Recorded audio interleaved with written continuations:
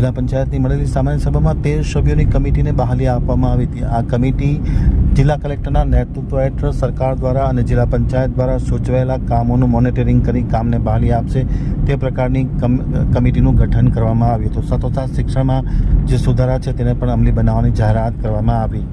જિલ્લા પંચાયત ખાતે સામાન્ય સભાનું આયોજન કરવામાં આવ્યું હતું। સામાન્ય સભામાં ખાસ કરીને જે 13 સભ્યોની નિમણૂક કરવાની હોય અને 13 સભ્યોની એક કમિટી બનાવવાની હોય છે, જે કમિટી કલેક્ટરના નિગરાની હેઠળ કામ કરતી હોય છે। જે વિકાસના કામો કરવાના હોય, સરકાર દ્વારા સૂચવવામાં આવેલ જે કામો કરવાના હોય એ કમિટીના સીધા નિગરાની હેઠળ કામ થતા હોય છે। એ માટે આ 13 સભ્યોની આજે સત્તાવાર નિમણૂક કરવામાં આવી હતી। એ નિમણૂકને સામાન્ય સભામાં બહાલી આપવામાં આવી છે અને આ 13 સભ્યોની બનેલી કમિટી કલેક્ટરના નેતૃત્વ હેઠળ જે વિકાસના કામો છે, જે જિલ્લા પંચાયતે સૂચવેલા કામો છે, સરકારે સૂચવેલા કામો છે, એ તમામ કામો આ કમિટીના નેજા હેઠળ કરવામાં આવશે તેવી જાહેરાત જિલ્લા પંચાયતના અધ્યક્ષ જનકસિંહ જાડેજાએ આજે પત્રકારો સાથેની વાતચીતમાં માહિતી આપતા જણાવ્યું હતું। આજરોજ બપોરે 12 કલાકે જિલ્લા પંચાયતના સભાખંડમાં સામાન્ય સભાનું આયોજન કરવામાં આવ્યું હતું। આ સામાન્ય સભામાં જિલ્લા પંચાયતના પ્રમુખ જનકસિંહ જાડેજા, જિલ્લા વિકાસ અધિકારી શ્રી પ્રજાપતિ, નાયબ જિલ્લા વિકાસ અધિકારી વિજયાબેન પ્રજાપતિ તથા અન્ય ઉપપ્રમુખ, કારોબારી ચેરમેન તથા તમામ ચેરમેન અને સદસ્ય, વિપક્ષી સદસ્ય વગેરે ઉપસ્થિત હતા। તમામની ઉપસ્થિતિમાં આ જિલ્લા પંચાયતની સામાન્ય સભાનો પ્રારંભ કરવામાં આવ્યો હતો। 13 સભ્યોની બનેલી કમિટીને બહાલી આપવામાં આવી હતી। ત્યારબાદ ખાસ કરીને જે શિક્ષણની વ્યવસ્થા છે એ શિક્ષણની વ્યવસ્થા પણ સુદૃઢ બનાવવા માટેના કેટલાક જે ફેરફારો શિક્ષણ સમિતિના અધ્યક્ષ દ્વારા સૂચવવામાં આવેલ છે, જે જિલ્લા પ્રાથમિક શિક્ષણ અધિકારી સાથે પરામર્શ કરી અને જે સુધારા છે તેનો અમલીકરણ થાય તે માટેની તાકીદ પણ આ સામાન્ય સભામાં કરવામાં આવી હતી। સાથોસાથ જે વરસાદમાં રસ્તાનું ધોવાણ થયું છે, ક્યાંક ને ક્યાંક ખેડૂતોની ખેતીલાયક જમીનનું ધોવાણ થયું છે, તેનું સર્વેનું કામ પરિપૂર્ણ થયું છે, ત્યારે ઝડપભેર તેમને સહાય મળતી થાય અને ખેડૂત બેઠો થાય તે પ્રકારની વ્યવસ્થા પણ કરવામાં તાત્કાલિક આવે તે પ્રકારની વ્યવસ્થા કરવામાં આવી છે અને બહાલી આપવામાં આવી હતી। આ જિલ્લા પંચાયતની સામાન્ય સભામાં વિશેષ કામ પણ કરવામાં આવ્યું હતું। આજ રોજ ખાસ સામાન્ય સભા એટલા માટે બોલાવવામાં આવી જિલ્લા તાલુકા અને જિલ્લા પંચાયતના જે આયોજનો હોય એ આયોજનની અંદર સરકારની ગાઈડલાઈન મુજબ કલેક્ટરના આદેશથી 14 સભ્યોની નિમણૂક કરવામાં માટેની આજ ખાસ સામાન્ય સભા યોજવામાં આવી। ખાસ સામાન્ય સભામાં 13 સદસ્યોની નિમણૂક સર્વાનુમતે કરવામાં આવી છે। એના ઉપરાંત પણ સામાન્ય સભાની અંદર ગત જિલ્લા પંચાયતના પ્રમુખની જે ગાડીની જોગવાઈ હતી 20 લાખની, અત્યારે તેના ભાવ વધી જવાના કારણે અત્યારે એમાં 25,000ની જોગવાઈ એટલે પ્રમુખ સ્થાનેથી લેવામાં એ પણ મુદ્દો આવ્યો।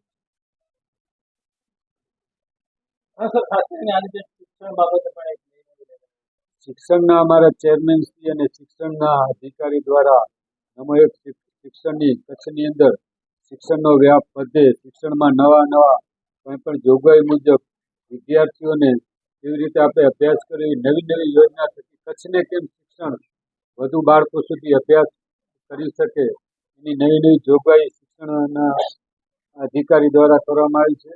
એમને આપ અત્યારે જે આ સામાન્ય સભામાં લેવાના અને જે ઘટની વાત છે તો આપ સૌ જાણો છો, ગુજરાત સરકારે હમણાં જાહેરાત કરી છે કે ટૂંક જ સમયની અંદર શિક્ષણની ભરતી કરવામાં છે। એમાં જે પણ કચ્છની ઘટ છે એને પૂર્ણ કરવા માટે ખાતરી પણ રાજ્ય સરકાર દ્વારા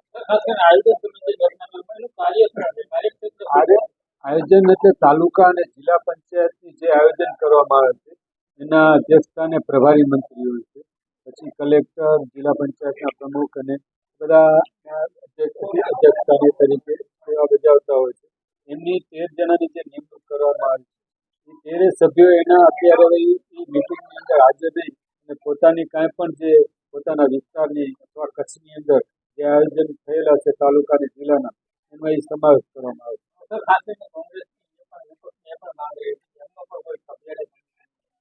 આમાં કોંગ્રેસ કે ભાજપ કેવું કંઈ હોતું નથી। જિલ્લા પંચાયતમાં સર્વસંમતિથી જે 13 નામ ચૂંટવામાં આવે છે એને માન્ય રાખવામાં આવે છે।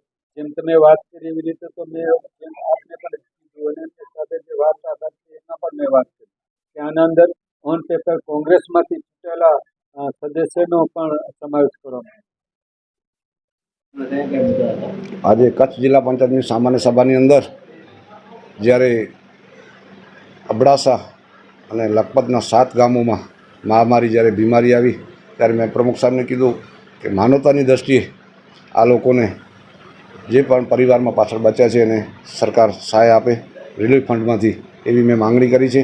અને જ્યારે આ પ્રશ્ન ઉપડ્યો ત્યારે અમે પ્રેસ મીડિયા ઇલેક્ટ્રોનિક મીડિયાના આભારી છીએ, કારણ કે લોકો સુધી વાત પહોંચાડવી એ એકાદ માણસની વાત નથી. જ્યારે મીડિયાએ આ મુદ્દો ઉપાડ્યો, પ્રેસ મીડિયાએ ઉપાડ્યો, ત્યારે તંત્ર જાગ્યો અને આજની તારીખ સુધી 7 ગામોમાં ટીમો કામ કરે છે. હમણાં પણ 10 ટીમો મોકલી છે. પણ જ્યારે અમારા રાજ્યસભાના મેમ્બર્સ અને અબડાસાના માજી ધારાસભ્ય શક્તિસિંહ ગોયલે 2 દિવસ આવીને કચ્છની મુલાકાત લીધી ત્યારે 2 માણસોનું મૃત્યુ થયો હતા. ત્યારે જ કીધું તંત્રને કે તમે જાગો, રોગચાળો ફાટી નીકળશે. પણ એમાં ક્યાંક આ લોકો વિલંબ કર્યો એટલે જ 19 માણસોના મૃત્યુ થયા. તે પછી આ લોકો ટીમો ઉતારી, પણ હજી સુધી કોઈ લેબમાંથી એવો રિપોર્ટ નથી આવ્યો કે કારણ શું લોકોનું. અને મેં બીજી વાત એ પણ કરી કે ઉદ્યોગ હોય જરૂરી હોય, પણ લોકોના જ્યારે જીવ લેતા હોય અને કુદરતી વેન સુપ્રીમ કોર્ટની ગાઈડલાઇન છે, કોઈ પણ સરકાર એને કુદરતી વેન આપી શકતી નથી.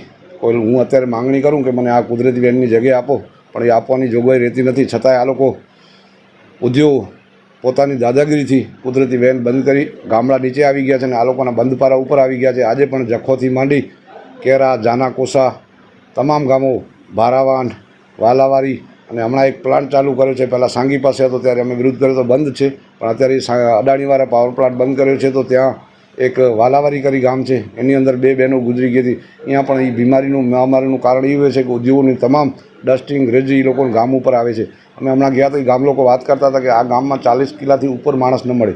અમે ડસ્ટિંગ ખાઈ ખાઈને અમારા જાનમાં સુધાર નથી આવતો. ત્યારે એ ઉદ્યોગો જો લોકોની જીવાદોરીથી ચેડા કરતા હોય તો આવા ઉદ્યોગોની જરૂર ન હોય. અને ઉદ્યોગો પણ પોતાનું ફરજ નથી નિભાવતા. જ્યારે હેરિંગ હોય કલેક્ટરશ્રીને મેં હમણાં કીધું લખપતમાં સાહેબ હેરિંગ હોય ત્યારે એ લોકો મોટી મોટી વાતો કરતા હોય કે અમે સામાજિક દાયિત્વ નિભાવશું, CRC ફંડ આપશું, આટલી લોકોની સેવા કરશું, છોકરાને ભણવા માટે સ્કૂલ બસ આપશું, દવાખાના ચાલુ કરશું. પણ અત્યારે તમે જો જેમ અંગ્રેજો લૂંટીને હાલ્યા ગયા છે એવી જ રીતે આ લોકો ઉદ્યોગો લૂંટવા બેઠા છે. બાકી કચ્છ માટે કોઈ પણ ઉદ્યોગ આગળ આવી અને જો ખરેખર ઉદ્યોગો કચ્છમાં કાંઈક વિકાસનું કામ કરતા હોય તો આજે કચ્છ ધમધમતો લાગે. મેં અગાઉ પણ વાત કરી હતી કે ભચાઉથી માંડી ભુજ અને ભુજથી માંડી નાણસર સુધી, કારણ કે સેન્ટરનું રોડ છે, 4 લાઇન હોવું જોઈએ. અત્યારે સાહેબ અમને દયા પરથી આવવું હોય, આ અશ્વિનભાઈ બેઠા છે, પણ અત્યારે એ મથલનું રોડ બંધ હોય, અમારે 4-6 કલાક પેસેન્ટ ત્યાં મરી જાય તો મરી જાય. ચાલુ વરસાદમાં અમે આગળ આવી ન શકીએ. અત્યારે ખરેખર ભુજથી માંડી અને નાણસર સુધી 4 લાઇનની જરૂરી છે. એવી કોઈ મંત્રકક્ષો યોજના લઈ આવે જેથી 4 લાઇન બનાવે તો આખો સેન્ટરનો રોડ છે, લોકો 2 કલાક 1.5 કલાકમાં પહોંચી શકે. પણ અત્યારે અશ્વિનભાઈને ખબર છે અમે 4 કલાક જે મોટા મીઠાના ટોલા આવે છે ને, જાણે ટ્રેન આવતી હોય, અમે સાઈડ ન કાપી શકીએ, સામે ગાડીઓ આવતી હોય, માણસોનું મૃત્યુ થઈ જાય પણ તાત્કાલિક પહોંચી ન શકે એવી પરિસ્થિતિ છે. અને બીજી વાત કરી મેં લોકોની જે ભૂર જીવાદોરી પાણી છે, અત્યારે નર્મદાની વાતો કરે છે, પણ આજની તારીખમાં કચ્છમાં અમુક ગામડામાં શુદ્ધ પીવાનું પાણી નથી મળતું. લોકોના મૃત્યુ થવાના કારણ પાછળ પાણીનું પણ હતું, ગંદુ પાણી, સમયસર એ લોકો ટાંકા સાફ ન કરી એવી પરિસ્થિતિ છે. અમે ફોન કરીએ તો જિલ્લાના અધિકારી પણ પાણી પુરવઠાવાળા ફોન ઉપાડતા નથી. પણ અત્યારે તંત્રને ધ્યાન આપવું જોઈએ કે વરસાદ બંધ થયા પછી સ્વાભાવિક રોગચાળો આવતો હોય, પણ આ વખતે તો બહુ મહામારી થઈ છે, એની અંદર વધુ ધ્યાન આપે એવી આશા રાખી છે. તમે શિક્ષણના મુદ્દા ઉપર વાત કરી હતી, એ શું હતું આખો મુદ્દો? શિક્ષણનું મેં મુદ્દો એ કીધો, એ બીજા તમામ પ્રોગ્રામ કહેતા હતા, પણ મેં કીધું જ્યાં સુધી શાળામાં શિક્ષકો પૂરા ન હોય તો બધાય પ્રોગ્રામો બેકાર છે. પહેલાં તો અત્યારે અમને 3.5 વર્ષ થયા જિલ્લા પંચાયતમાં, અમે 12મા વર્ષ કહીએ 50%થી ઉપર ઘટ છે. તો બાળકોનું આજનો એક દિવસ બગડે તો એ કાલે પાછો નથી આવવાનું. એ કહે છે કે જાહેરાત થઈ, જાહેરાતથી ન, પણ ખરેખર શિક્ષકો જો હોય તો જ બાળકોનું ભવિષ્ય છે. જો આ બાળકોની ભવિષ્યથી આવા ચેડા કરતી હોય સરકાર, તો આ સરકારને વિચારવું જોઈએ.